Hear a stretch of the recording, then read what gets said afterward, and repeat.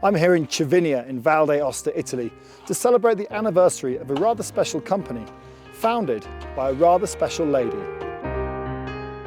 Erna Low, a young Austrian student living in Britain, in 1932 inadvertently founded the modern ski package holiday, with her advert in a newspaper offering to take a group on a fortnight's holiday to Austria for the sum of £15. For her, it was a means to finance Christmas holidays with her family. But with her knowledge of the mountains and local guides, as well as her natural ability to host and entertain, the trip was a hit. Some 7 decades on, the company that Erna founded by taking 5 people to the Austrian Alps is celebrating its 80th year of business. Last year alone, it was responsible for taking over 14,000 people on holiday, many of them to the French Alps. By way of celebrating the 80 years of Erna Low running ski holidays to the Alps, I'm going to attempt to ski on some vintage skis with a good friend of mine who has an encyclopedic knowledge of ski history, Peter Hardy. Now Peter, what are the age ranges of the skis we have? They range from about 1900 up to, we've got some really modern ones of 1960 there. So this is spanning the whole era of Erna Low from when she first started. And these are some of the oldest ones? These are some of the oldest skis we've got, and they're around about 1900, and we can tell that because they haven't got any form of metal edge on them at all. So if you hit a patch of ice, you've got a problem. But of course there were no piste patches then, you were just skiing in deep snow. And as a binding, you've got a very, very, very simple, what we call a brake leg binding, because once you're in there, it's not going to come out. This is long before the invention of safety bindings. The boot was a very simple thing, a hobnail boot that you'd worn on the farm around here. You jam it in there, tighten the clip, and away you go. And it's quite a difficult skiing technique. These would be around about 1910 or sort of First World War maybe, and by then it's changed. The binding is still fairly similar, although they've managed to put a spring in it. And metal edges. Metal edges, that's the big difference. So they've screwed in metal edges all the way down. So now if you actually hit a patch of ice, the ski will hold. Right. And then these skis come in around about 1925. Still the same sort of thing.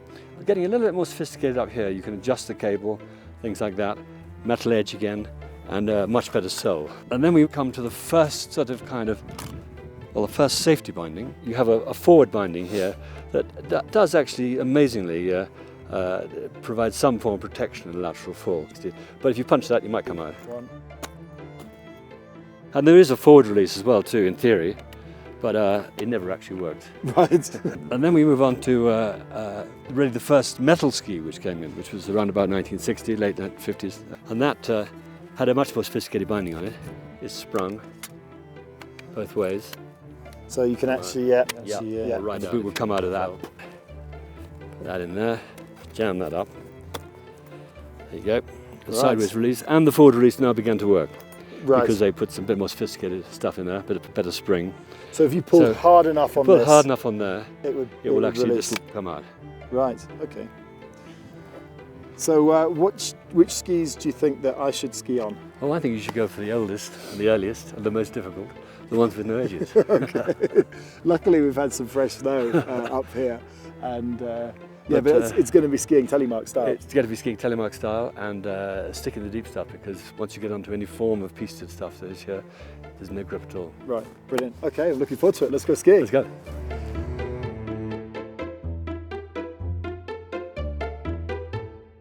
Right, okay, well, so let's give it a try. I'm going to try and Come on, snowplow down here, I think. Off we go.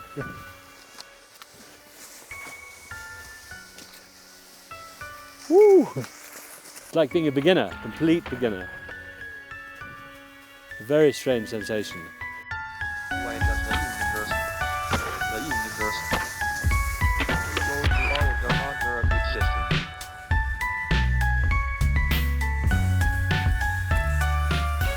It isn't that dissimilar to modern day telemarking, except no metal edges.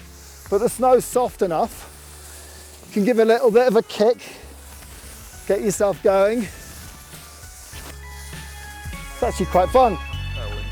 That it brings about its own existence.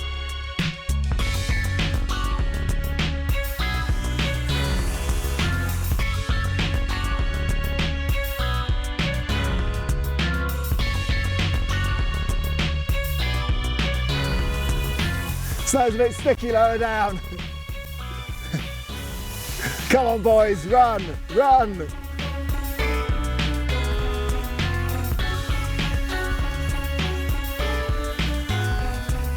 Woohoo!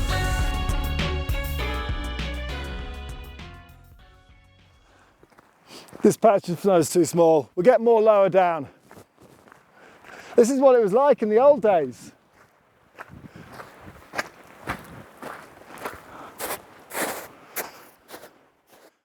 Well, Peter, thank you for lending me the skis. It's been a wonderful experience and I think a great way of celebrating what Erna Low has done for the sport. Well, we've had a great morning. I thought you skied really well. I find it really difficult to ski on those old skis. It was challenging. But you're going to tell me now that Erna invented après ski, aren't you? Absolutely. In the 1930s, when she used to take these groups to Austria, we have letters showing that they had the most amazing time after skiing as well. And I think they had to make their own entertainment. I don't think exactly any nightclubs or anything.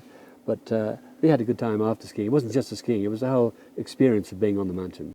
And she definitely was one of the great pioneers of skiing of the 20th century.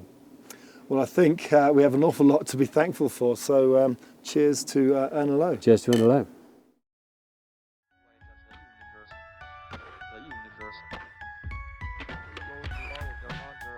First marker binding on, Right. and which doesn't work, by the way. Right. Don't expect it to release, No. it won't.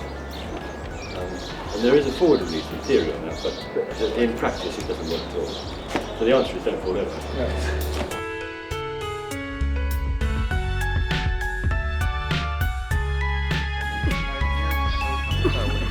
That it brings about its own existence.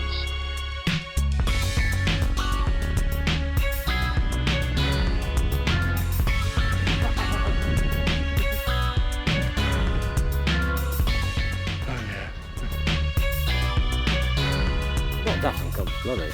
No, that was a big lightning strike. Right over our heads. Put these down, shall we? Can't think of anything worse to be carrying than that instead. So you really ought to ski with a safety strap as well on the edge, but Yeah. I'm sure you're not going to fall over. Yeah, you might be sure. Right. Let's go skiing. Good luck. Thanks. Let's go down.